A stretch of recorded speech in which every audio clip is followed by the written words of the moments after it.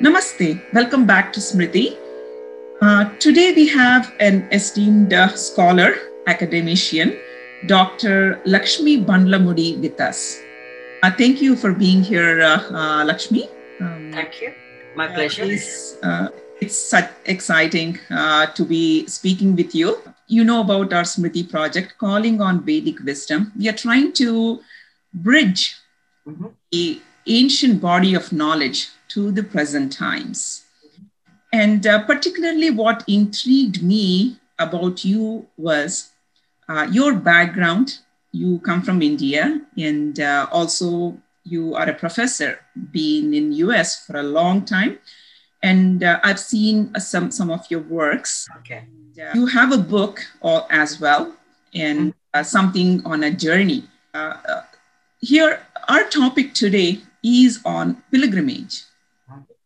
When we think of pilgrimage, there is some aura of sacredness in it.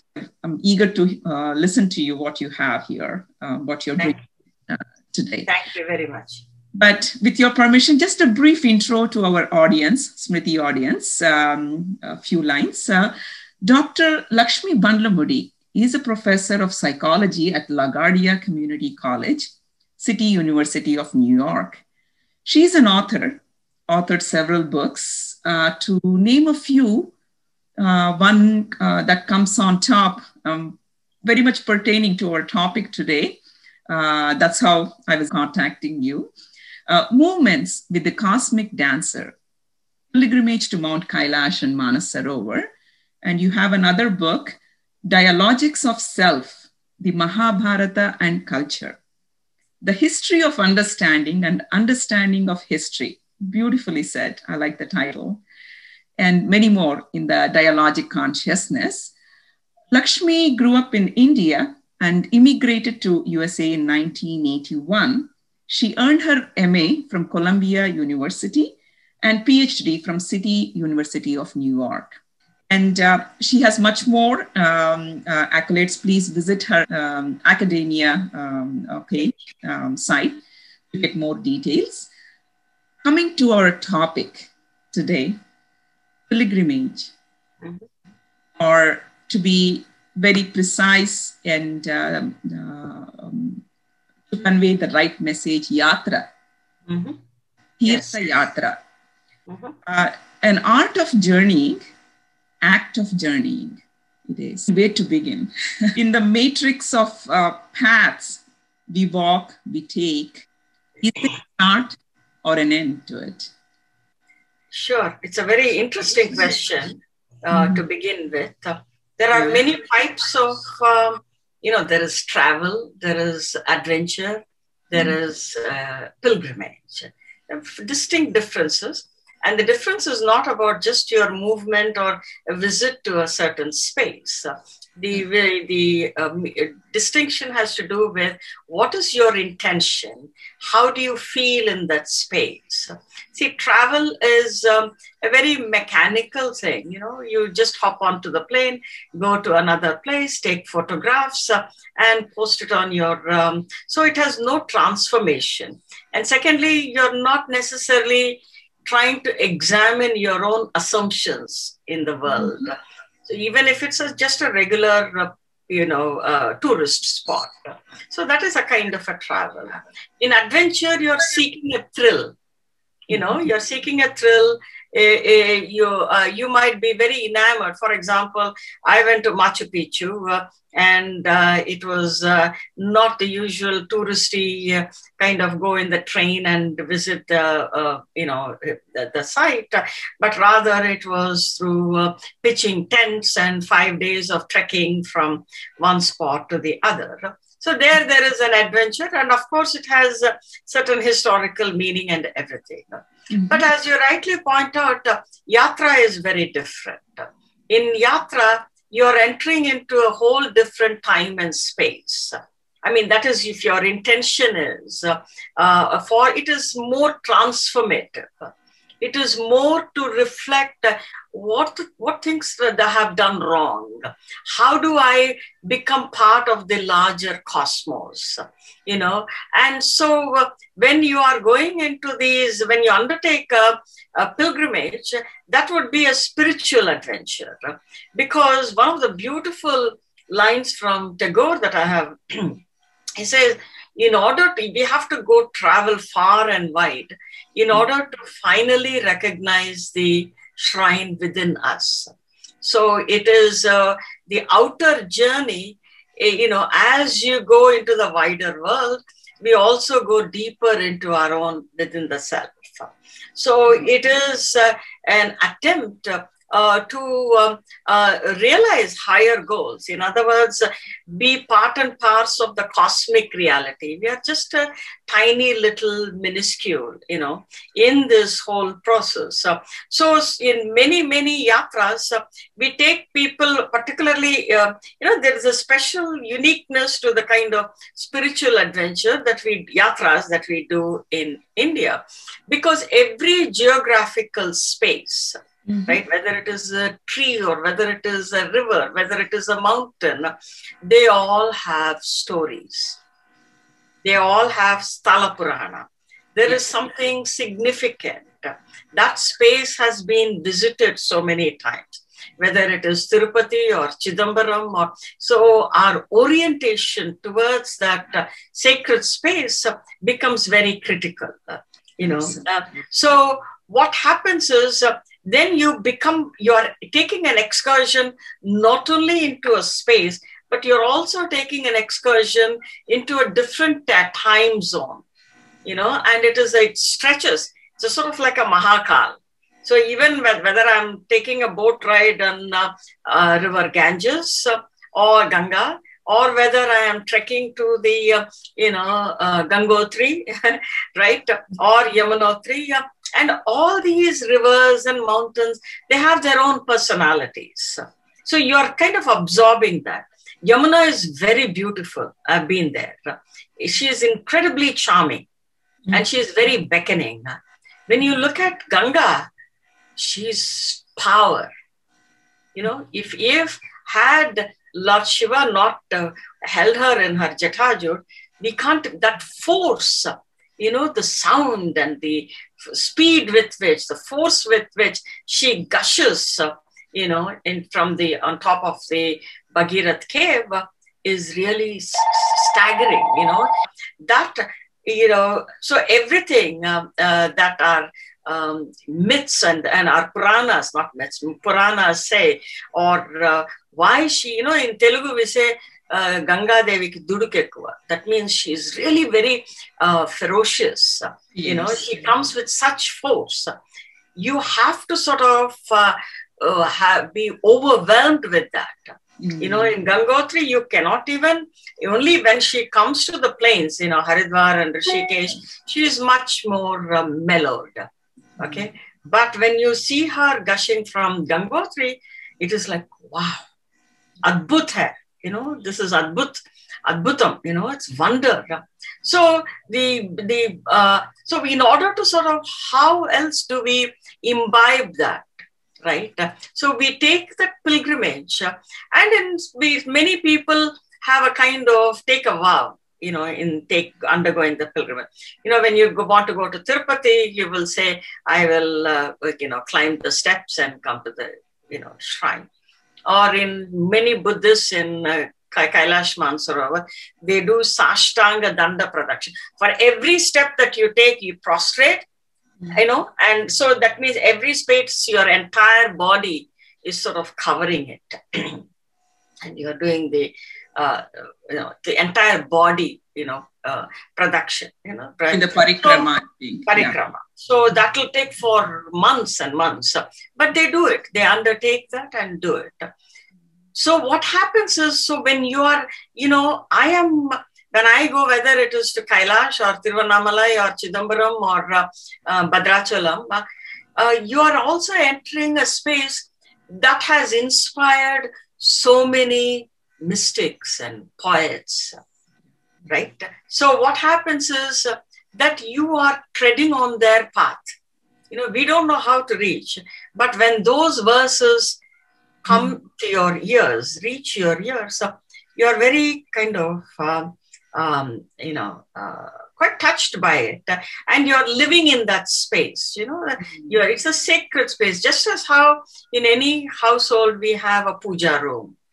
There is a certain fragrance. There is a certain kind of thought that enters your mind when you are in that meditative state. So the whole objective of taking a pilgrimage is to seek not only to cleanse ourselves of all the dirt that we have accumulated. Janam Janamaki, for Janam Janam.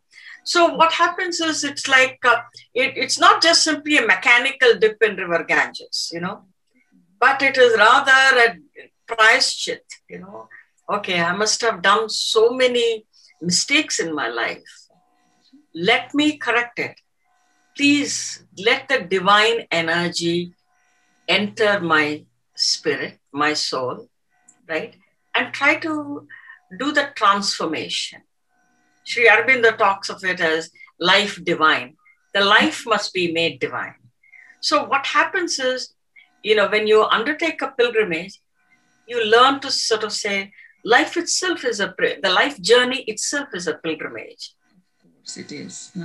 Life journey itself is a pilgrimage. Because if you just see it as a movement in the life journey, tracks of life, nothing can happen. But when the reason for visiting all these, sacred shrines is to sort of say, okay, because what is the methodology? I can't just like that without any aid say that how I'm going to transform myself and I'm going to divinize my body and realize the Paramatma within. That's never happened. You need certain material, certain guide, a certain go into how, like when you go to Pandharpur temple, that shrine has inspired so many great mystics and poets. So like that, any temple has its own Sthal Puran. It has inspired when you go to Tirupati, Annamacharya, you name it, Anda. These are all like, these words are Shashvatam, they live forever. And therefore, what happens is you want to absorb that. You want to imbibe it. You want to internalize it. Without that, it is not possible. Right? So very often people, since you said, what is it? It is a state of mind. Many a times people want to go to the temple. Oh, it is so dirty over here. There are corrupt priests. There are, beggars outside. And all that is true. We are not unmindful of that. But you still have to enter a different, the priest might be corrupt, the temple administration, but nothing changes my orientation towards the deity that resides there. I don't want to be, clouded with all these other, because you're going there to cleanse yourself. And you can't be constantly concentrating on the dirt and the, other things. In fact, I don't like temples to be too sanitized look. I like that little wetness and, that's where God resides. It's okay. It's perfectly fine by me, not too dirty, but it's okay. It is what it is. So your orientation towards that space has incredible significance. So, beautifully said. Yeah. So they also say the Sthala Puranas, they bridge the gap in the Puranas actually. There is a continuation in the story. And what do you say about it if you have read any Puranas, and how do you relate?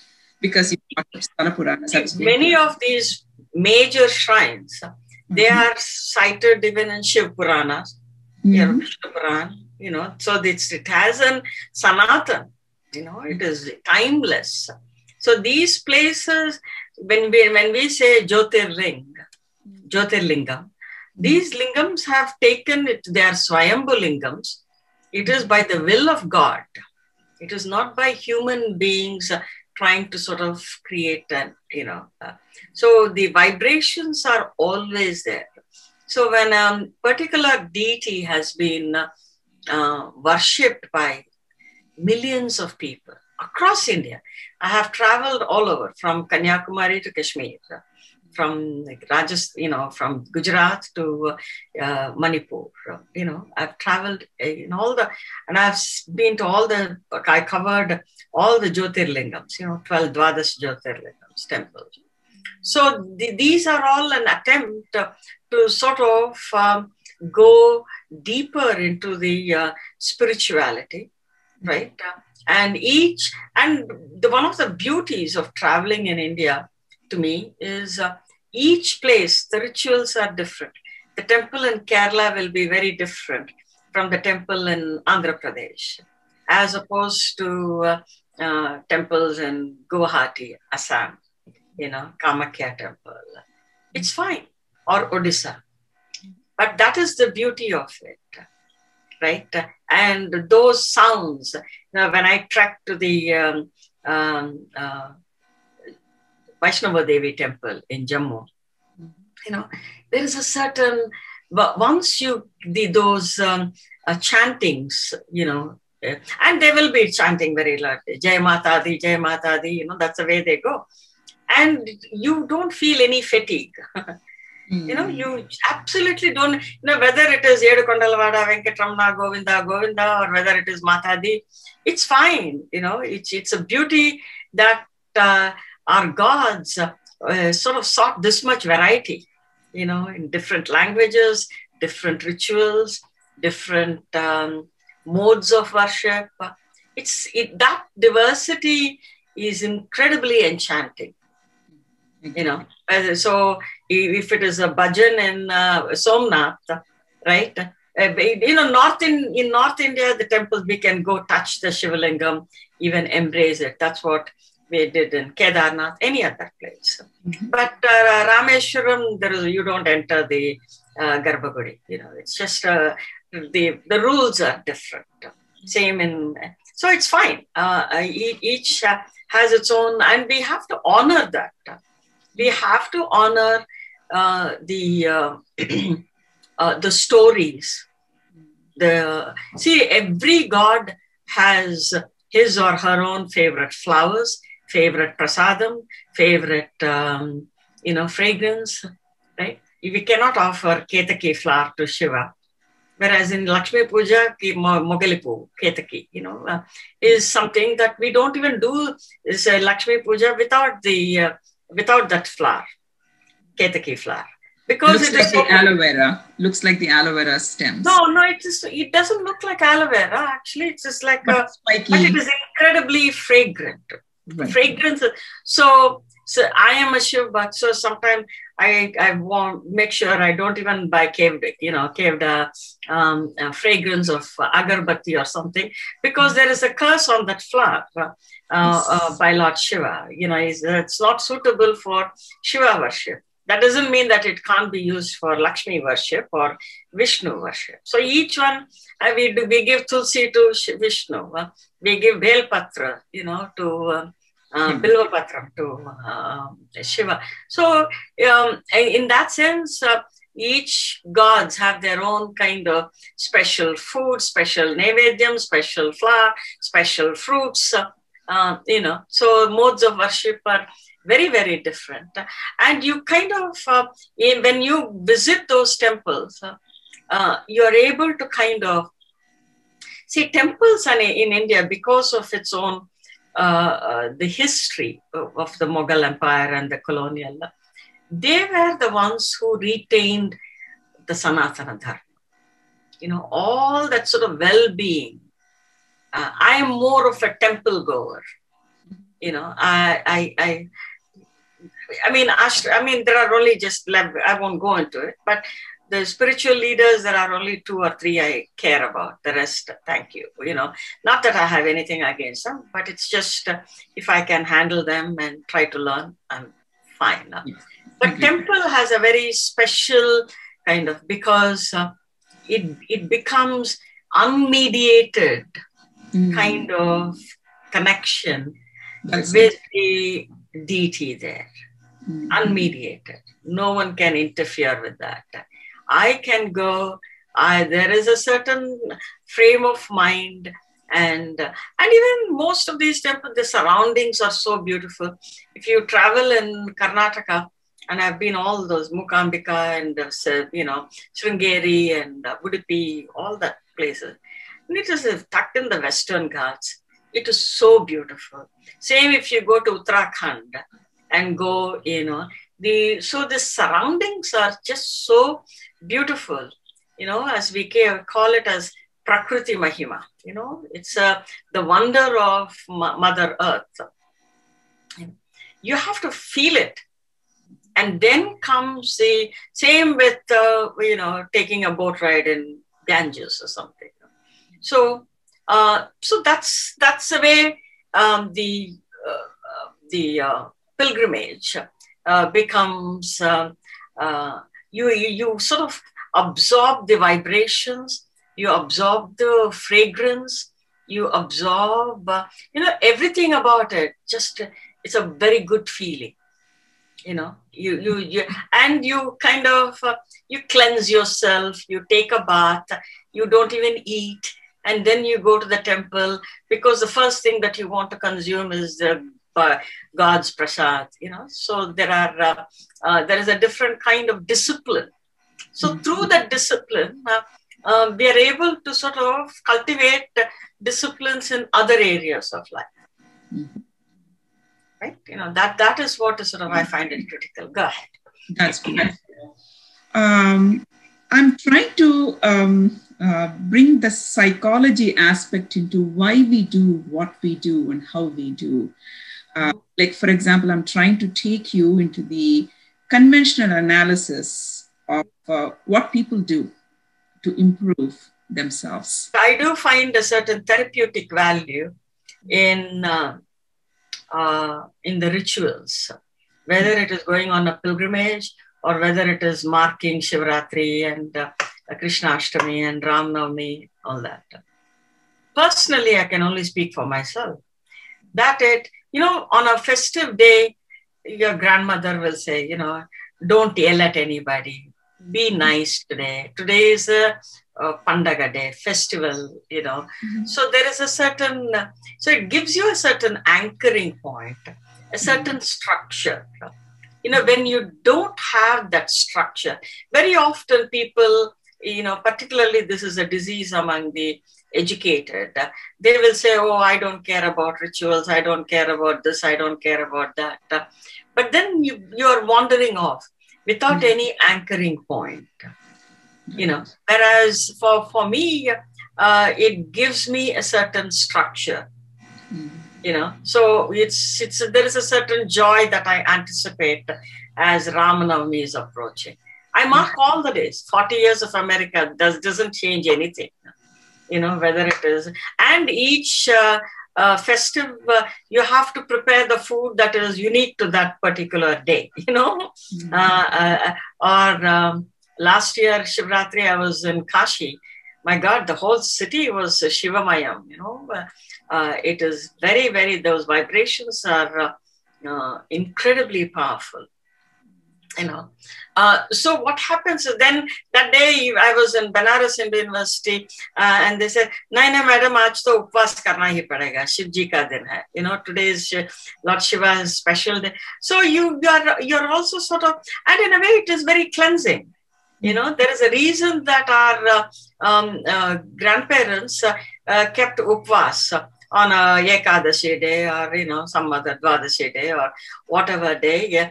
So this periodic fasting and eating in proportion, these are all allow you to bring some good habits, into our lives. So emotionally also, since you asked psychologically, very often people wander off on this earth kind of aimlessly, or even if they have some higher goals, you need to have a proper method. In order to travel, you need a map, you need a planning, you need to, you can't just like that wander off. And there is a certain paddhati, like a process for undertaking a pilgrimage. There is a certain, our orientation, our mental orientation becomes very different. Right? And that is what is critical, and that can have incredible, rather than relying on antidepressants and other terrible things, these things allow you to wade through life's challenges, without an overwhelming injury to the self. So in that sense, the Sanatana Dharma is an eternal truth. It's so eternal. It allows you to lead a healthy life on this earth. You don't need to look for some heaven somewhere higher up there.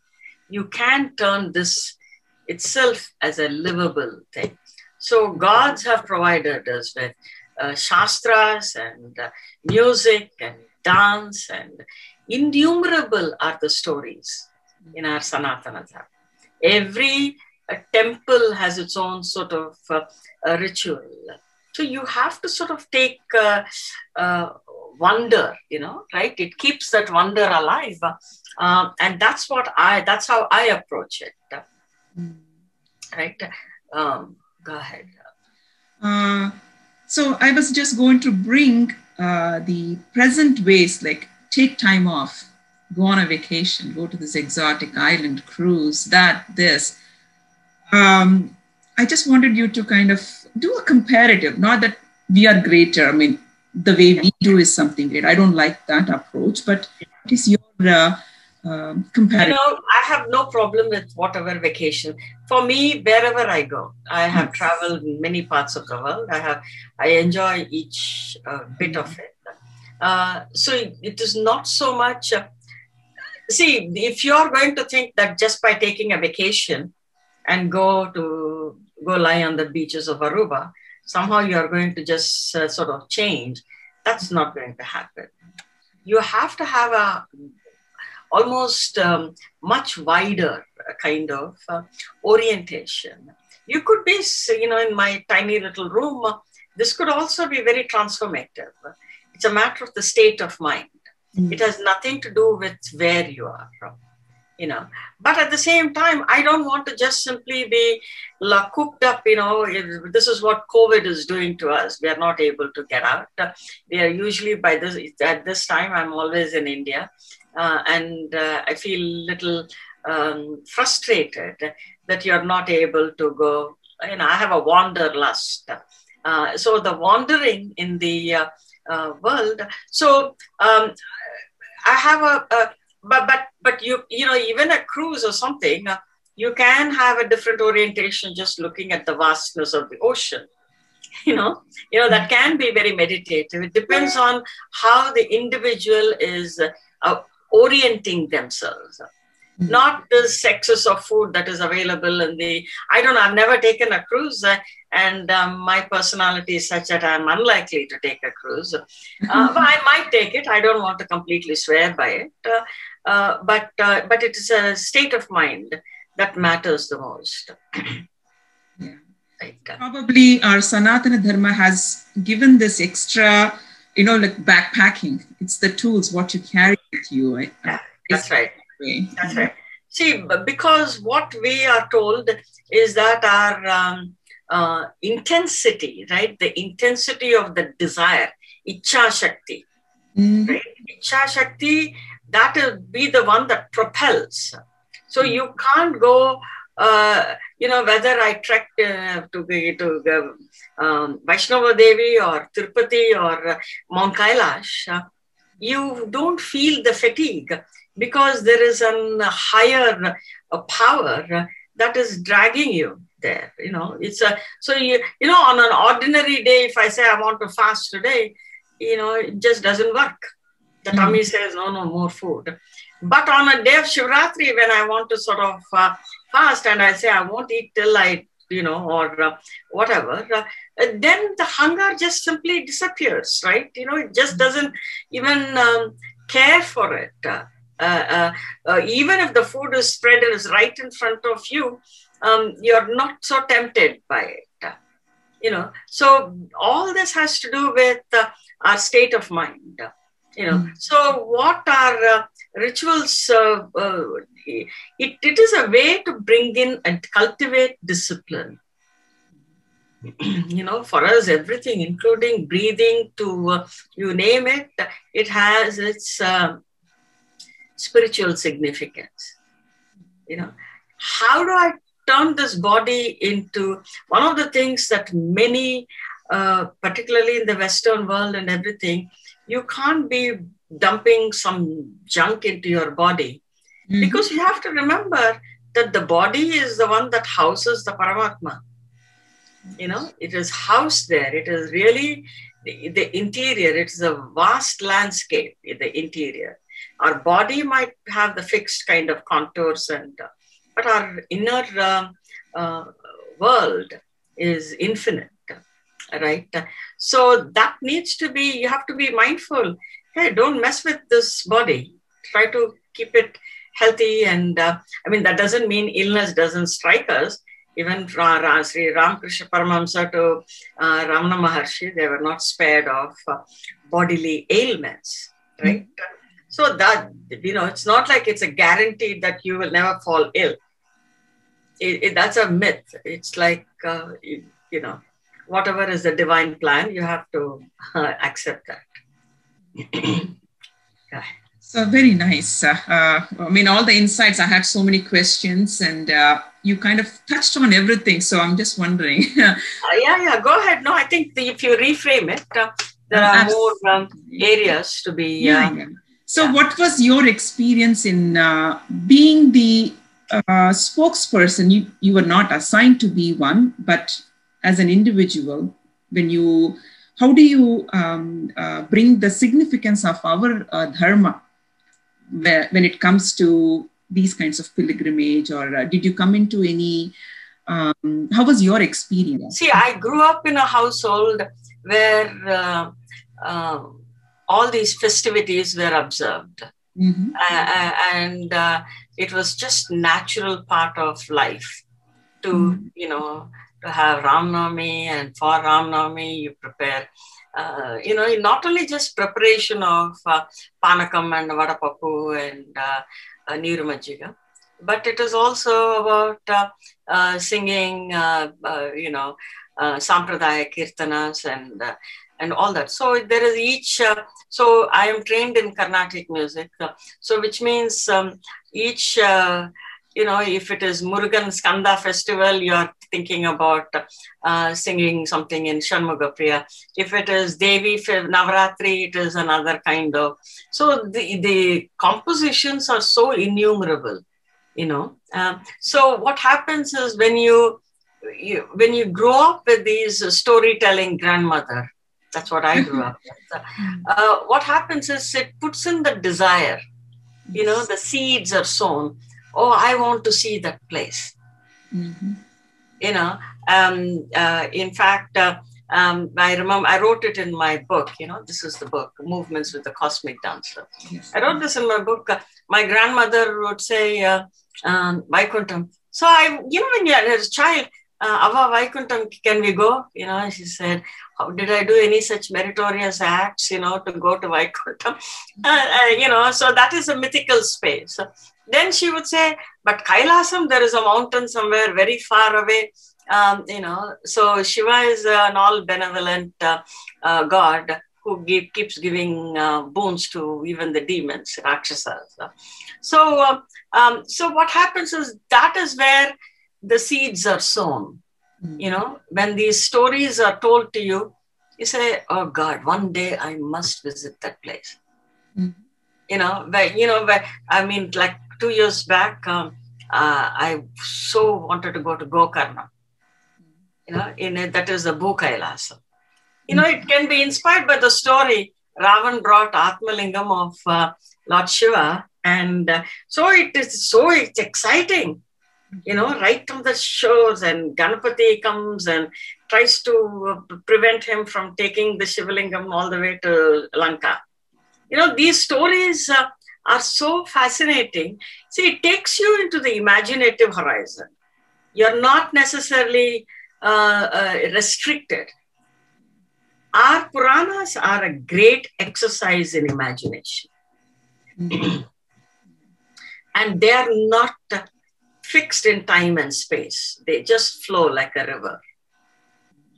Got it? So what happens is you are energized by that, the thought. If this place, I felt the same way when I went to Pandharpur.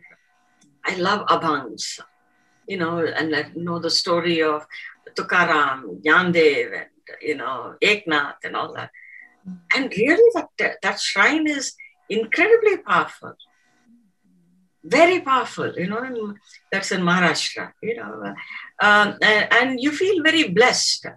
I mean, that day when I went, I was, a Fulbright scholar. I had all the documents, and I was traveling from Pune to Pandharpur. It's a day trip. I thought I took a bus, which I shouldn't have. But in any case, and they don't allow you to go. Now in temples, I know that very well now, they don't allow you to take your cell phone or your, nothing, but I had all these documents, which I could not just like that leave it. Now all the temples have secure lockers and all that. And I kind of begged the person there. I said, I'm from Bahut Dur se aaya. I came from distance.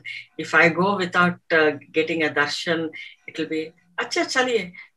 He didn't allow anyone. I don't know why he allowed me with my tiny little, with my bag. So you feel very blessed. Sometimes you feel, oh God, by God's grace, I got his darshan, to go touch Vithoba's feet. So like that, there are all kinds of instances of miracles, benediction. Okay, so it further strengthens your faith. You never expected it to happen. The same happened when I went to Bhadrachalam. It was at 4 o'clock in the morning. And I know many Bhadrachal Ramdas Kirtans. And I just sat outside, in the temple, and I started singing. And the priest came and said, Amma, come inside and sing. So, that's a blessing to go into the Garbhagudi, to the Sanctum Sanctorum, and to be able to sing the Bhadrachala Kirtana. It is so then what happens? You feel, I didn't even do this many meritorious acts. How did I get this kind of blessing? So you feel the grandeur and the generosity of God, even though you are just an ordinary human being, that then you tell yourself, imagine even without anything, he shows this much grace. If only I did something better, it can be. So it allows you to kind of work on your own improvements of some kind. Thanks for you're bringing memories through your story of relating to Bhadrachalam. My parents were married there. My endowments commissioner back then, and they were married there. See, the storytelling, it is empowering. That's very true. Very true. Very true. So see that what is it that drags you pulls you rather to Bhadrachalam? It is these compositions. These people, he was beaten black and blue by the Nawab, but nothing mattered. It was a very human relationship with Lord Sri Rama, so it has its kind of special, and all the things that he says about what kind of Chintaku Patakamu he made for Sitama, and you do see that in their exhibit, in their museum.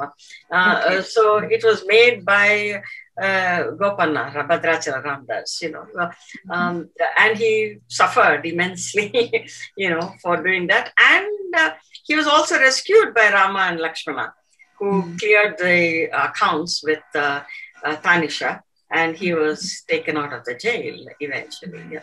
So these stories, these are not some ancient, unverifiable stories. These are just 1600s. It's a verifiable proof, is it not? So when you are, it's right in front of your eyes, that this happened. So it's not like without proof. See, Sanatana Dharma is actually a methodology. It is a very verifiable, wonderful methodology to realize. We are not a land of believers. We are people of seekers. We seek the truth.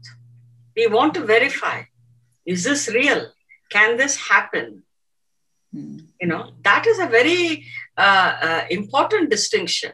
We are not blind believers. We are seekers of truth.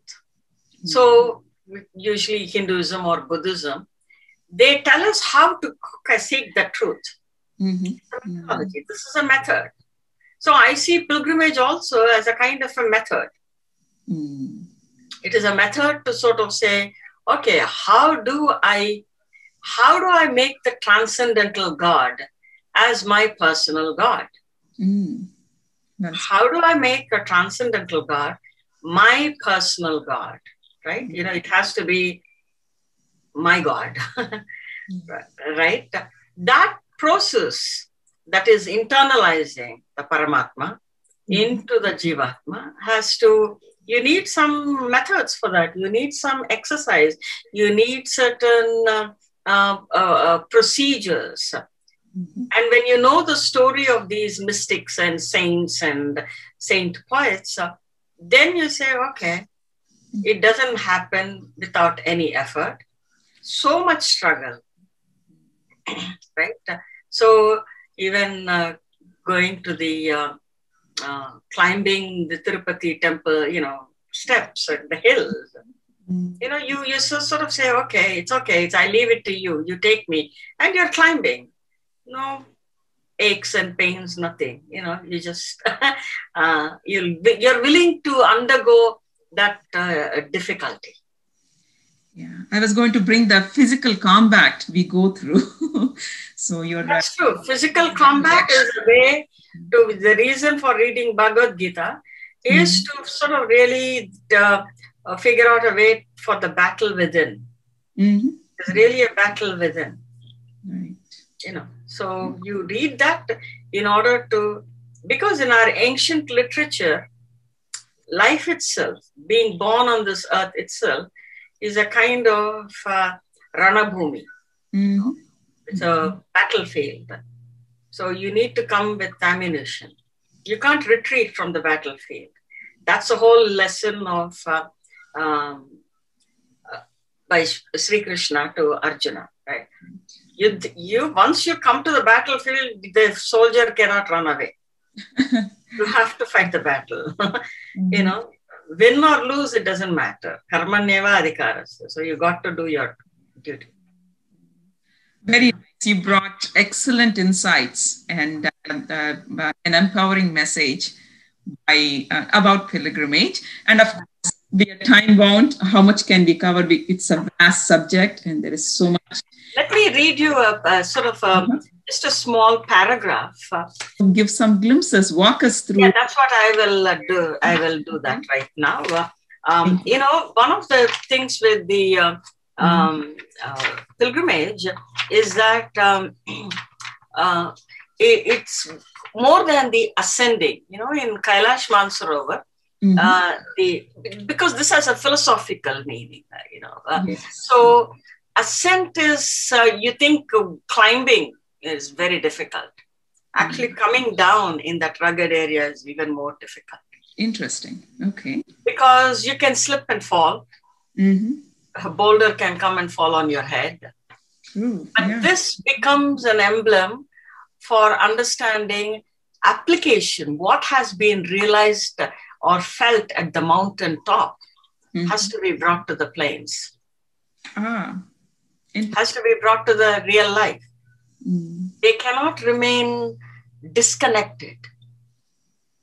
Beautiful.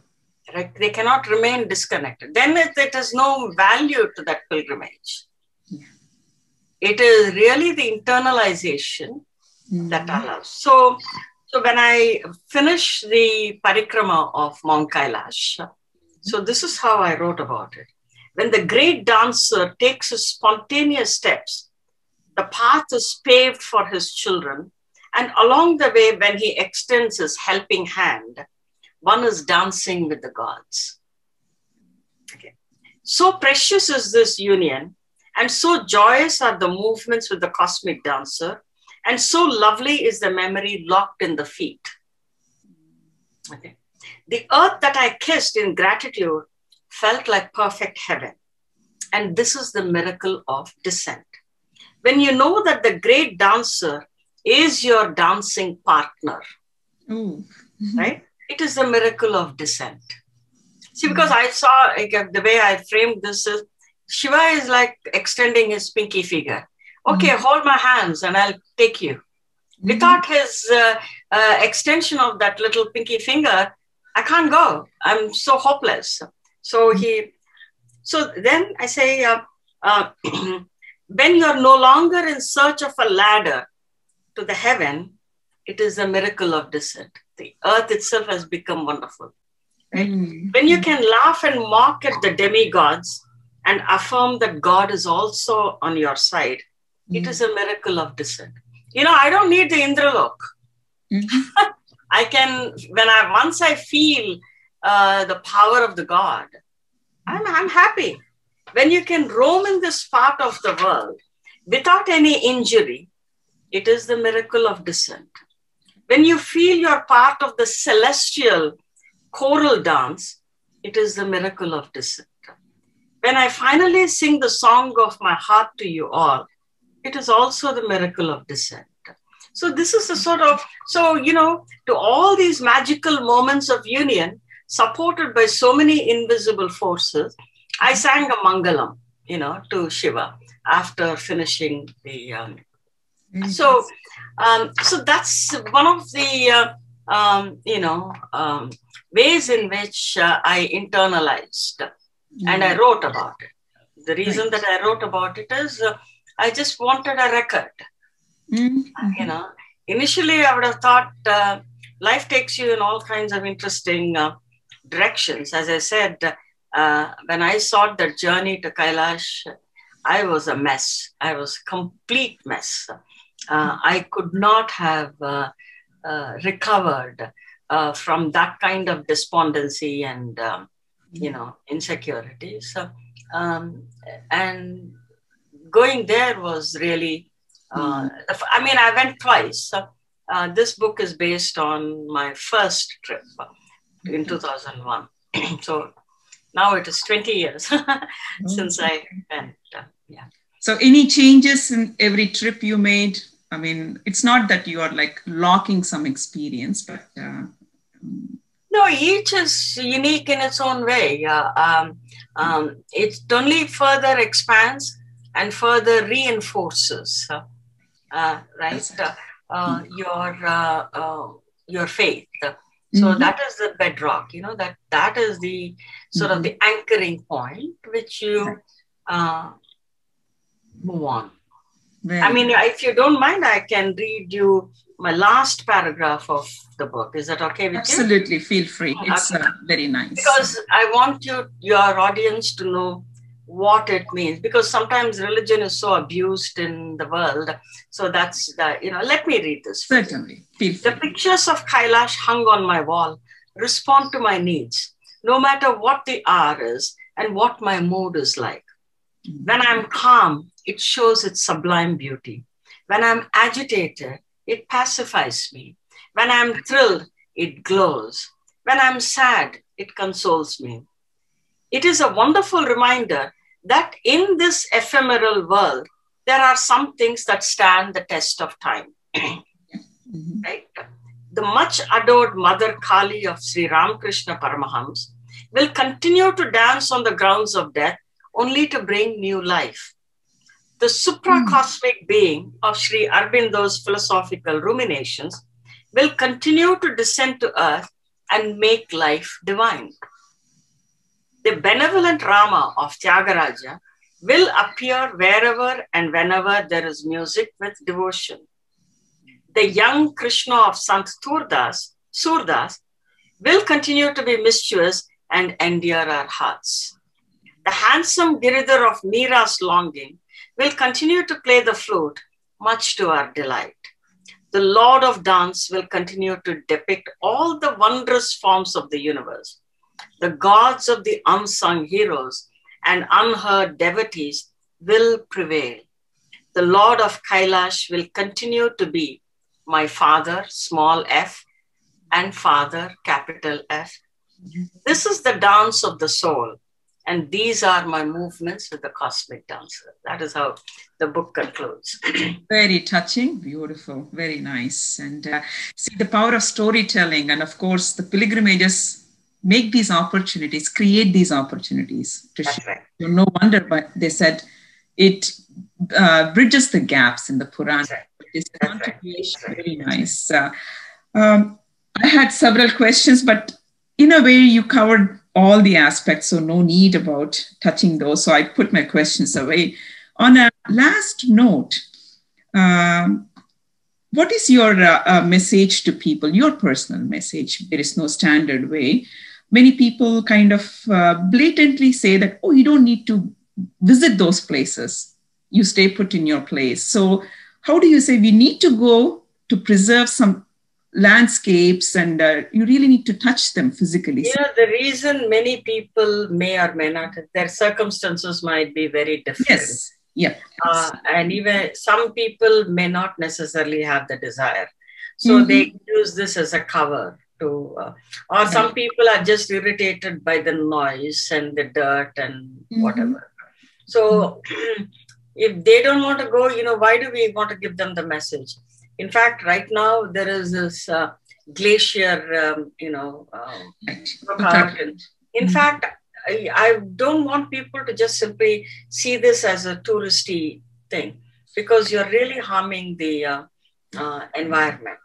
So only the serious should go, in fact. So if you have the desire, see, it's very easy to tell somebody who has a burning desire and say, well, how to do it or go. Somebody wants to, in fact, I remember when I went to second time to Kailash Mansarovar, by then my book had already come out. And you know, many people wanted my story and, you know, something about stories of Buddha or Shiva and Parvati and so on. More people are interested in taking photographs. They're not even absorbing the vibrations. Your mind's eye and your physical eye must absorb.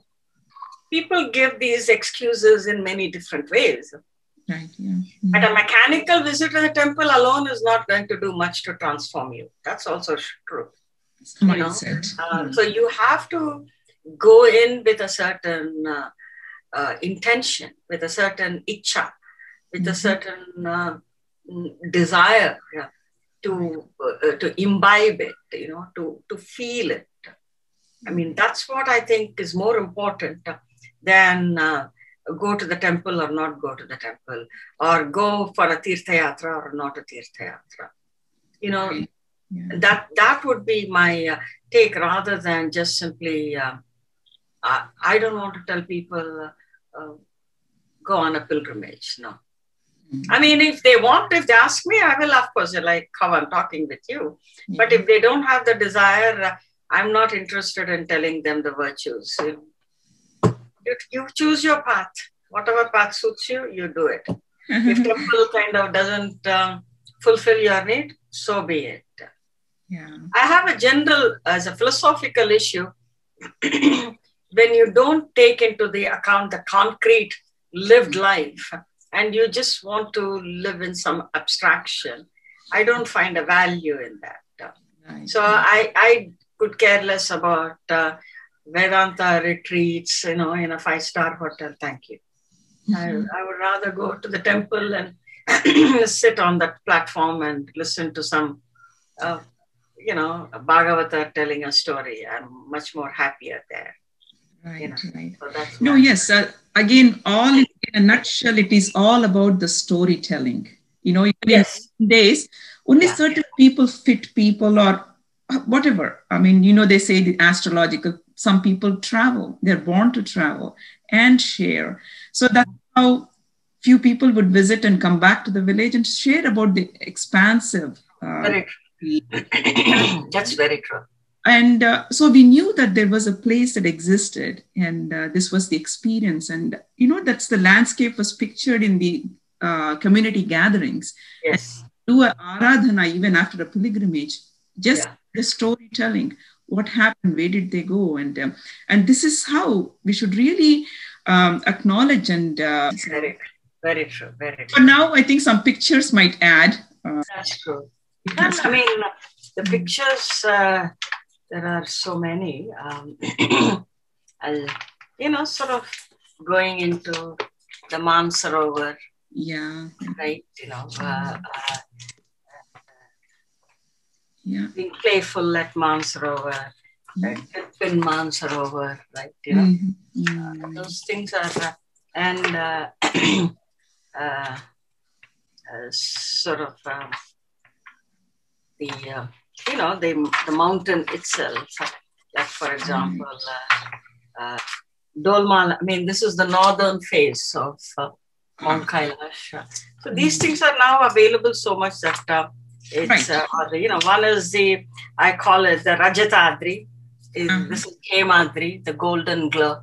That was a silvery glow when it is bright and even before the sun has risen. Seen from certain directions, west direction probably. No, not the direction, it's the same. But bright and early in the morning, it is Rajatadri, a silvery glow. And as the sun is rising, the snow glows in a golden color. So that is what is called a Hemadri, gold, So you are, when you listen to all these slokas, you have to know, right? Oh, okay, this is what it means, that's the beauty of it.